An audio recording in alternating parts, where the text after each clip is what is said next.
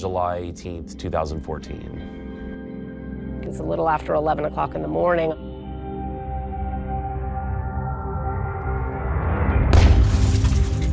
A neighbor heard a loud pop at Dan Markel's house. He was parked in his black Honda in the garage. He happened to have been on the phone with a friend of his, so his friend was hearing muffled, he heard some muffled, he heard a voice, and then he heard the shot. A neighbor saw a car pulling out of the driveway and speeding off down the road. 911, what's the address of your emergency? We heard a loud bang and a car pulled away from next door. The driver's side window is all his driver's side window is shattered and he's battered and can't answer. He's inside, the car is running, and he's got blood all over his head. He's not responding to me. People didn't know if this was just a random shooting or a serial killer on the loose. No suspects have been identified at this time. Right after the shooting, police didn't have much to go on. You said there was another vehicle that you saw driving away? Yes, and it left the scene rapidly. It looks sort of like a Prius. About 15 hours after he is shot, Dan Markel is pronounced dead. Somebody, for some reason, wanted Dan Markel dead, but who? First person they interview, his ex-wife, Wendi Adelson. Why would you do this? I don't know. My ex-husband caused me a lot of grief. I would never do something like this. I know. In a podcast, Wendi and Dan divorced in 2013, but the conflicts continued, especially over Wendi's desire to move with the kids to South Florida to be closer to her mother, father, and brother, who all work together in their successful cosmetic dentistry practice. Markel successfully thwarted that move, further straining his already tense relationship with Wendi's family. They're very angry with him, but even my family, who felt like I had been mistreated, would never do something like this. Never. And for many months, the case goes cold. Finally, after 10 months, a break in the case when an enterprising investigator scours videotapes from city buses and bingo, finds that same green Prius on a city bus cam. And look closely, it has a toll transponder inside. Investigators are asking anyone with information about this vehicle or similar vehicles to please call the tip line. The Prius was really the thing that they focused on initially. They had surveillance video of it from city buses that it had driven by. Intersection cameras were able to capture it. This is a picture of the actual suspect vehicle. There are 4 things about this car that we're asking our viewers to look at. The first thing is going to be the color. Silver pine mica. Silver pine mica. It means it's going to be sometimes silver, sometimes green, depending on the light. How many silver pine mica Priuses are there around Tallahassee?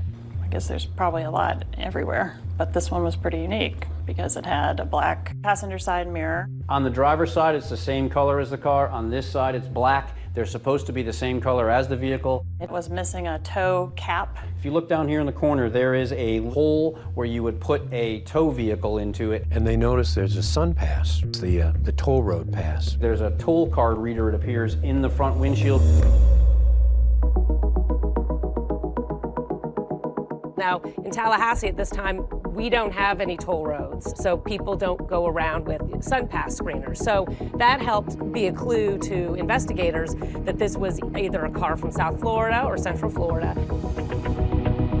They then began this absolutely extensive search all over the state for this type of color, this type of Prius with the sun pass on it. They were able to track it all the way down to Miami to a corner car rental place. Inside, a contract was signed, leading police to the men who rented that green Prius. And when they went and looked at who signed for the car to be rented, their names were right there. Luis Rivera and Sigfredo Garcia. They signed their actual names on the rental agreements. I think Sigfredo signed it that he was the brother of Luis Rivera. And when investigators begin to look into Luis Rivera's background, they're baffled. It seems to be this huge mystery. There doesn't seem to be anything that links him to this respected law professor. And then there was Sigfredo, who wasn't necessarily a gang affiliate. He had a long list of priors as well. He was just known as Tudo. police must have really lit up when they found rental agreement. Now you can get their phone records. It got down to the point where they could hour by hour tell you where that car was. On Wednesday, July 16, 2014, cell phone records showed the two men heading up north on I-75 on that 7-hour trip to Tallahassee. On Friday morning, July 18th, cell phone towers placed the two of them right outside Dan Markel's fitness center.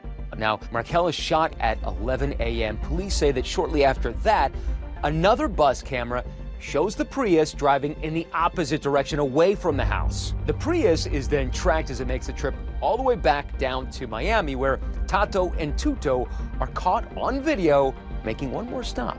On the day of the homicide, the two killers are seen driving through an ATM in that pine mica Prius. Luis Rivera and Sigfredo Garcia.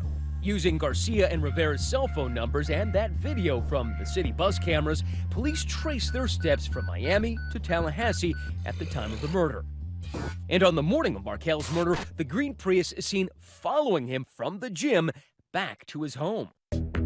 Police charge Rivera and Garcia with Dan Markel's murder. One of the men accused of killing FSU law professor Dan Markel is now behind bars. But this still leaves the obvious question. Why would these two men travel 400 miles from Miami to Tallahassee to kill a man they didn't know? In a stunning twist, police say they've linked the two alleged killers to this woman, Katherine Magbanua, who was on the Adelson family payroll and is the mother of Garcia's two children. And get this, she's also the girlfriend of Charlie Adelson, Wendy's brother. Wendi even mentioned to police that her brother Charlie had joked about having Markel killed. It was always this joke. He said, I looked into hiring a hitman and it was cheaper to get you this TV. It was my divorce present. Okay. Such a horrible thing to say. Black shorts. The cops are setting up an elaborate sting on Wendi Adelson's mother, Donna, who police suspect could have been in on the plot to kill Markel.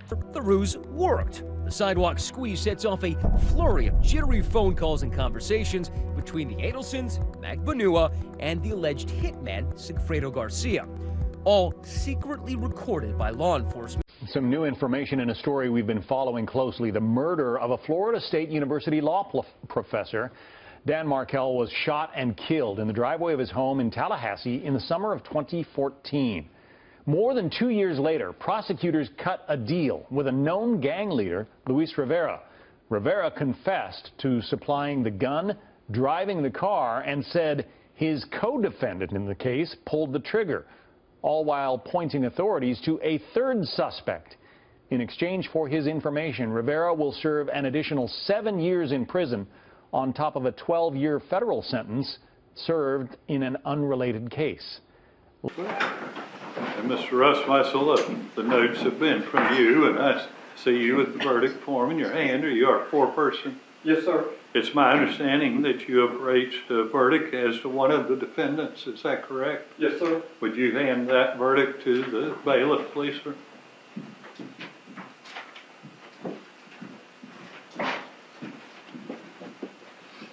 There should be no reaction to the verdict from anyone in the audience. If you can't abide by that, please step out. State of Florida versus Sigfredo Garcia. We, the jury, find as follows as to count one, the defendant is guilty of first-degree murder. We, the jury, find as follows as to count two, the defendant is guilty of conspiracy to commit first-degree murder. We, the jury, find as follows as to count three, the defendant is not guilty. So say we all this 11th day of October 2019.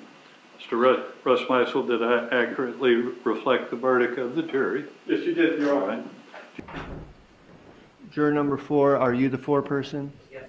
And has the jury reached a verdict? Yes, sir. If you could please hand the verdict form to the bailiff.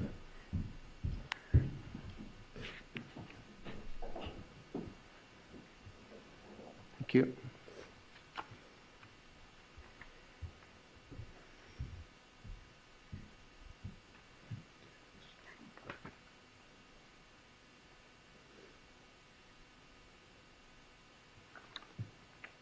All right, the verdict appears to be in proper form. I will now read the verdict. In the case of the state of Florida versus Katherine D. Magbanua, case number 2016 CF 3036 and 2018 CF 497. We, the jury, find as follows as to count 1. A, the defendant is guilty of first-degree murder. We, the jury, find as follows as to count 2. A, the defendant is guilty of conspiracy to commit first-degree murder. We, the jury, find as follows as to count 3. A, the defendant is guilty of solicitation to commit first-degree murder. And it is signed and dated by the foreperson. Everyone but the foreperson can be seated. Has the jury reached a unanimous verdict? Yes, Your Honor. If you please could hand the verdict form to the bailiff.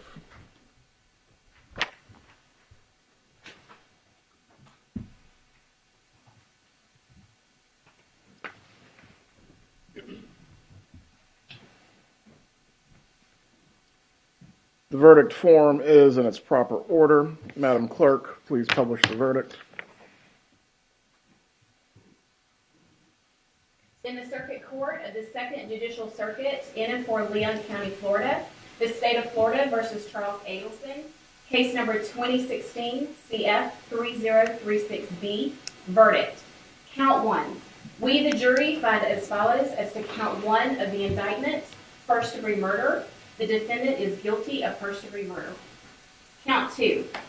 We, the jury, find as follows as to count 2 of the indictment, conspiracy to commit first-degree murder. The defendant is guilty of conspiracy to commit first-degree murder. Count 3. We, the jury, find as follows as to count 3 of the indictment, solicitation to commit first-degree murder. The defendant is guilty of solicitation to commit first-degree murder. So say we all this 6th day of November, 2023. The way we're going to handle it is I only need her driver's license and her cell phone. As both police and FBI agents are moments from a major bust. And their target, put your hands behind your back. A 73-year-old grandmother who's accused of being the mastermind of a murder. I have to go with Authority. Can I have an attorney? I don't want to give it to you. Why doesn't matter? Cell phones generate so much evidence in murder cases. They're trained. You never let a criminal suspect have an opportunity to delete anything. You're making a mistake. State of Florida versus Donna Adelson. Conspiracy to hire a hitman to kill her former son-in-law, Dan Markel. You'll hear during this trial that the Adelson family is a very tight-knit family.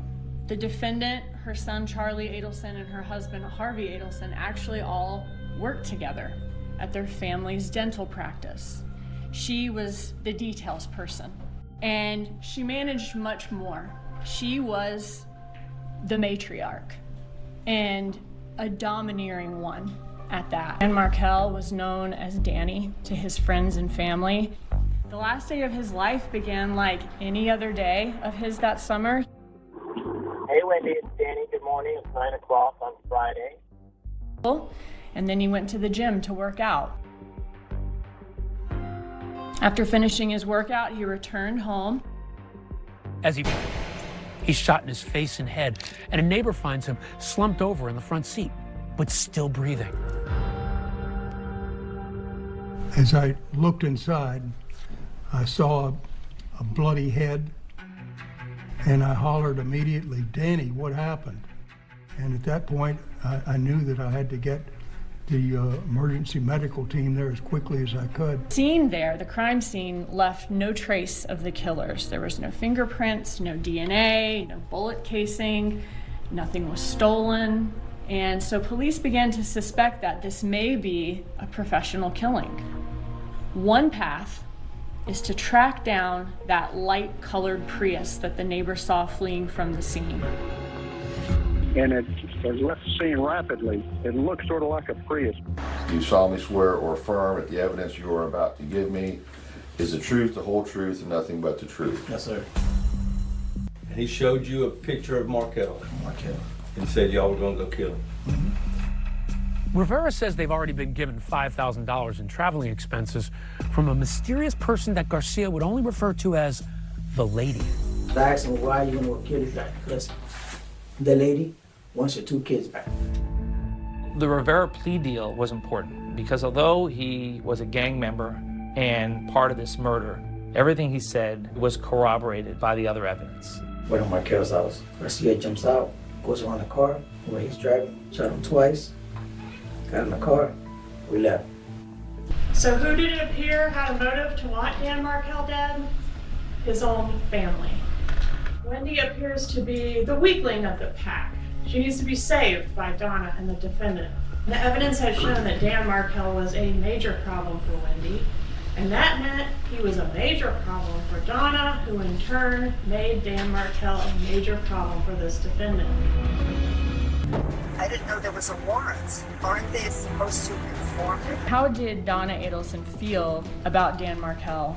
I mean, she hated him. You will see that this defendant conspired with her son, Charlie Adelson, who solicited his girlfriend, Katherine Magbanua, to get this murder done. And then this defendant paid her with cash, with checks for the job. And these acts make her guilty as a principal to first-degree murder, just as if she was the one pulling the trigger in the garage herself. The defendant is guilty of first-degree murder.